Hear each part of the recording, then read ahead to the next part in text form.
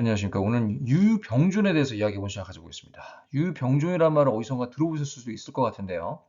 유금이 지지에 두 개가 나란히 붙어 있는 거를 유병준이라고 불립니다. 이렇게 유금이 나란히 두 개가 있을 때 어떤 작용이 있고 또 어떤 식으로 인생을 사는 게 좀 지혜로운 건지 구체적인 분석을 통해서 알아보는 시간을 가져보겠습니다. 네, 유금이 두 개가 나란히 있을 때 어떤 작용이 있을까요? 일단은 그 특성부터 좀 살펴보겠습니다. 일단은 유금이 두 개가 있으면 전문성이 있는 일이랑 연관이 깊어집니다. 그 전문성이 있는 일이 여러 가지가 있는데 특히 의료직에서 이 유병준을 가지고 계신 분들이 되게 많아요. 물론 이게 한 글자만 있어도 작용이 있는데 지지에 두 개가 이렇게 붙어 있는 경우 있잖아요. 그 일지에 있다든지 아니면 월지에 있다든지 아니면 월지, 연지에 있다든지 이런 식으로 두 개가 나란히 붙어 있을 때 작용이 더 커질 수가 있습니다. 근데 그런 분들 특징이 한의사, 의사, 간호사 이런 의료직에 종사하는 분들이 되게 많고요. 그 군경검에서도 은근히 많이 나타나는 그런 구조라고 볼 수가 있겠습니다. 그러면 이 유병존을 가진 사람의 또 다른 특성은 어떤 게 있을까? 이 운이 좀 강하게 오는 특성이 있어요. 그 유금 자체가 도와도 되지만 그 기운 자체가 날카롭고 좀 냉정하고 차갑기도 하고요. 그 강한 어떤 기질을 내포하고 있습니다. 그래서 남들이 봤을 때 좀 이 성격이 예민해 보일 수도 있고 성격이 날카롭고 강해 보일 수도 있어요. 나는 가만히 있는데. 그래서 이게 그 특징이에요. 운이 그런 식으로 드러날 수가 있다라는 겁니다. 그래서 더불어서 이제 운이 좀 강하고 빡세게 오는 경향이 있다. 그러면 구체적으로 말씀을 드리자면 이게 큰 시련으로 다가올 수도 있겠고요. 뭐 큰 이별을 겪는다든지 아니면 풍파를 겪는다든지 아니면 인간관계에서 뭔가 갈등이 심하다든지 그리고 주요 수술을 할 확률이 있습니다. 특히 이제 무릎 쪽이라던가 발목이라던가 이 하체 쪽에 좀 집중이 많이 돼요. 유금이 지지해 있으면 교통사고를 당했는데 이 상체보다는 하체에 집중이 돼서 수술을 해야 될 수도 있습니다. 아니면은 어딘가 이렇게 찔려서 크게 다리를 다친다든지. 물론 이제 상체에도 영향이 있지만 상대적으로 봤을 때 상체보다는 하체에 그 운기가 쏠리는 경향이 있어요. 사고가 났을 경우에. 이런 특징들이 있고요. 이 아까도 이제 언급을 드렸지만 남들이 보면은 그냥 그 기운 자체가 조금 세 보이는 느낌이 있습니다. 뭐 다 그런 건 아니지만 이제 그리고 이제 유급에 해당되는 십성이 어떤 거냐에 따라서도 차이는 존재합니다만 일반적으로 봤을 때 유금이 이렇게 두 개가 있으면 좀 남들이 봤을 때 삶이 좀 고달퍼 보이는 면도 보이고 이 사람이 좀 뭔가 강해 보인다라는 측면도 보이고 성격이 조금 까칠해 보인다 이런 면도 보이고 이런 특징들이 보일 수가 있어요. 근데 그거 구체적인 부분은 사주를 좀 살펴보는 게 정확하겠습니다.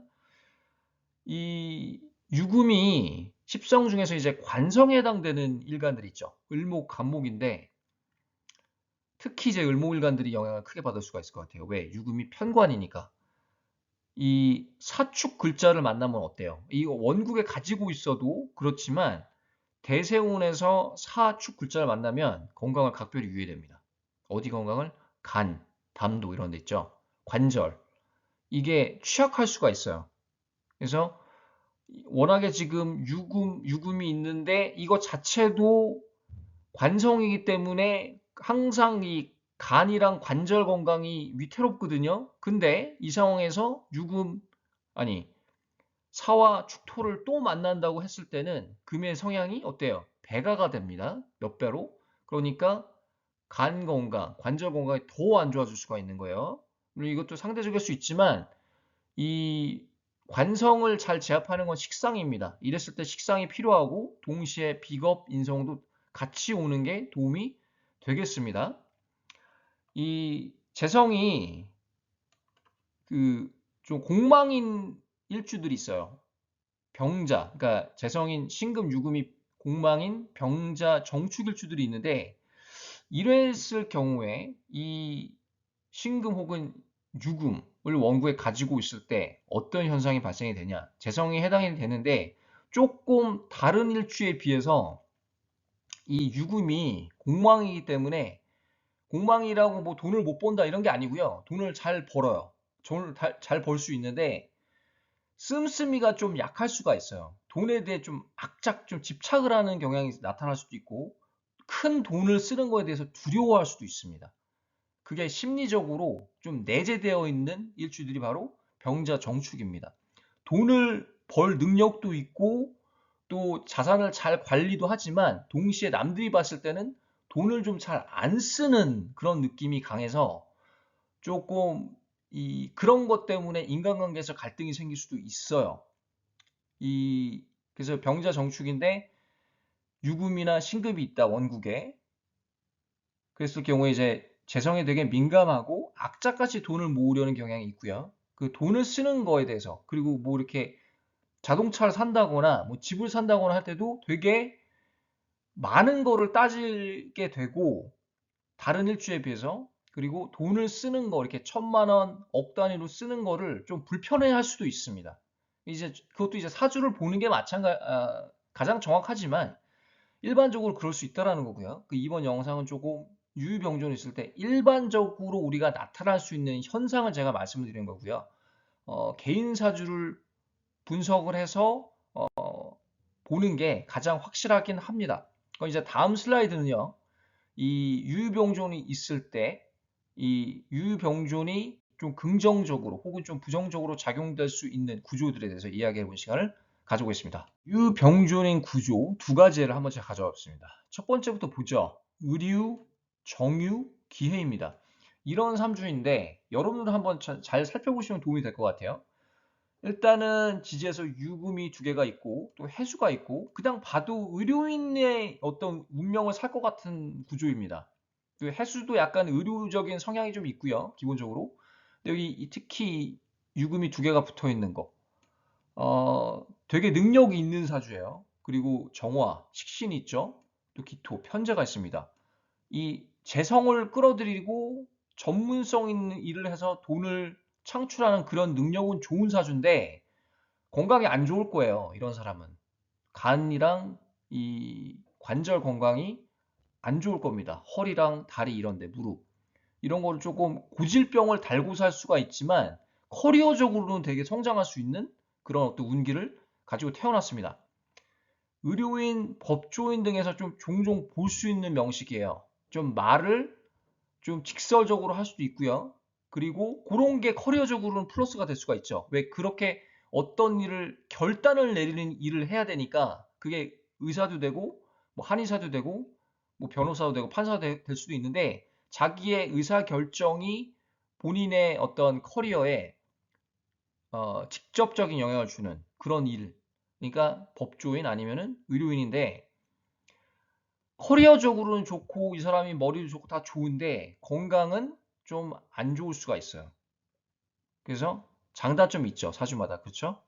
그래서 이 유금이 하나가 좀 없다든지 아니면은 그 좀 인성 비겁이 좀 많이 받쳐준다든지 이랬을 경우에는 좀 도움이 될 수가 있겠습니다만 기본적으로 이 사람은 간 건강이 안 좋을 것이다. 관절 건강이 안 좋을 것이다라고 저는 봅니다. 그렇지만 이 정화가 이 월천간에 있다라는 건 되게 고무적이고요. 그리고 해수, 정이 있다라는 거, 또 연지에 조상운도 괜찮습니다. 그래서 그런 부분은 고무적이지만 또 기본적으로는 좀 건강에 우려되는 그런 구조라고 볼 수가 있겠습니다. 두 번째는 어때요? 기해, 기유, 정유입니다. 해수 정제이고 또 유금이고 기토, 지금 이 정화, 인성이고 뭐 비겁의 힘도 적절하고요. 괜찮은데요, 이 사람도 능력이 되게 특출한 사람입니다. 이 구조도 그뭐 한의사, 의사, 기타 이제 의료인에서 많이 보여지는 명식입니다. 그냥 이런 어떤 비슷한 구조, 위 구조랑 아래 구조를 가지고 계신 분들, 아니 비슷한 구조를 가지고 계신 분들은요, 의료인으로 그냥 커리어를 잡고 목표를 잡고 사는 것도 지혜로운 거예요. 그러니까 내가 지금 뭐 먹고 살지 모르면은 자기 사주 한번 들여다보면 됩니다. 해답이 나와요, 사실.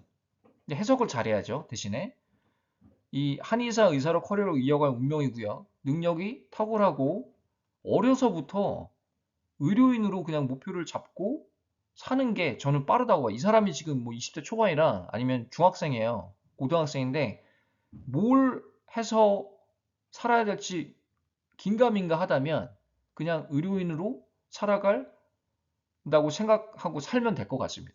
그리고 꼭 그렇게 생각을 안 하더라도 의료인으로 되게끔 우주가 만들 것 같아요. 그게 이제 운명학의 원리입니다.